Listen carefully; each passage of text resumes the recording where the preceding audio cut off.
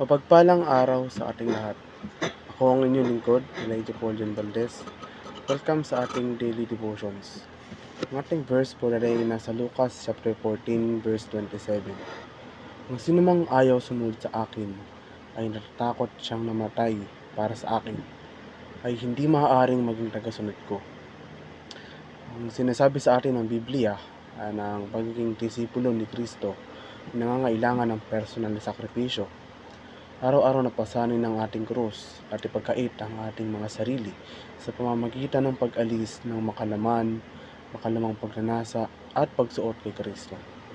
Para sa ilan, ang sakripisyo ay nangangahulugan ng pagsuko ng personal na kaginhawaan, pakinabang sa pananalapi, katanyagan o ilang mga relasyon. Para sa iba, ang pagsunod kay Jesus ay maaaring humiling ng pagsuko ng sarili nating buhay. Panahon na upang tapusin ang siklo ng pagkasabi sa ating sarili na sapat na ng ating ginagawa para sa Panginoon, ng pagsunod sa 10 utos. Sa halos lahat ng araw-araw ay nagbibigay sa atin ng libreng daan upang maging maligamgam na mga Kristiyano. Sa halip, dapat nating hilingin sa Diyos na ihayag ang mga bahagi sa ating buhay na humahadlang sa ating spiritual na paglago. Ang paglago sa kabanalan ay nangangailangan ng trabaho. Ang pagtatapon ng mga bagay ng mundong ito upang isuot ang mga bagay ng Diyos ay salungat sa kalikasan ng tao. Nangangailangan din ito ng sakripisyo. Ngunit hindi nang walang pangako ng gantimpala ang pananampalatayang Kristiyano. Di nakabatay sa hindi natin nakikita ngayon. Ngunit tiyak na umaasa ang mga resulta ng gawain ng kaharian ay kadalasang tila mahirap makuha. Gayunpaman, nais ang Panginoon ang ating pagtitiwala, pagsunod at pagtitiyaga. Alam niya ang magagandang kayamanan na naghihintay at sabik na ibuhos ang mga ito sa atin.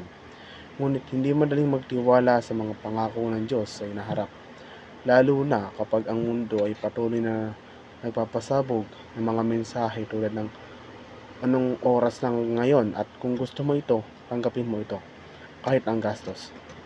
Sa pamamagitan ng pagbabago ng ating pananaw, itinuon natin ang ating mga mata hindi sa nakikita, kundi sa hindi nakikita.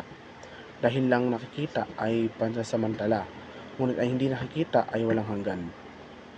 Ang pagsunod kay Kristo ay nangangailangan ng pagtutuon ng ating isipan sa Kanya at sa Kanyang katotohanan upang gabayan tayo habang isinasabuhay natin ang ating pananampalataya na tumutubos ng gawain ng Diyos. Nangangailangan nito ng araw-araw na pagpapanibago ng ating mga kaisipan at puso, pagtalikod sa ating sarili at paglakad bilang mga bagong nilikha kay Kristo. Pagbibigay katwiran, pagpapakabanal, pagluluwalhati, mga salitang may malaking espiritual na implikasyon ngunit madalas ay ibanyaga sa atin. Ang kanilang mahalagang papel sa buhay ng mga mananampalataya ay hindi maaaring palakihin. Ang mga makasalanan ay naaring ganap o ipinahayag na matuwid sa harap ng Diyos sa pamamagitan ng pananampalataya sa pagbabayad sala ni Kristo sa krus.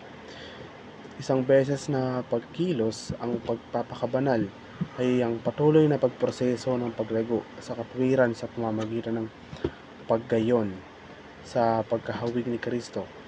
Kadalasan ay namamagitan sa pagdurusa at sakripisyo. Kapag kinuha tayo ng Diyos mula sa mundong ito na hindi na nabibigatan ng kasalanan at makalamang pagnanasa, nabubuhay tayo kasama niya sa kanyang kaluwalhatian sa buong kawalang hanggan. Ang ating pagpapakabanal ay kalooban ng Diyos.